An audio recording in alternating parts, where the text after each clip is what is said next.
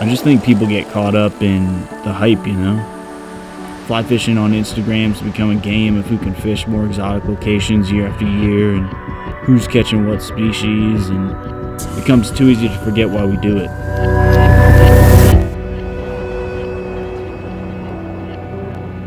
Are you fishing for 15 minutes of fame, or because if you don't, you're not going to sleep at night until you do?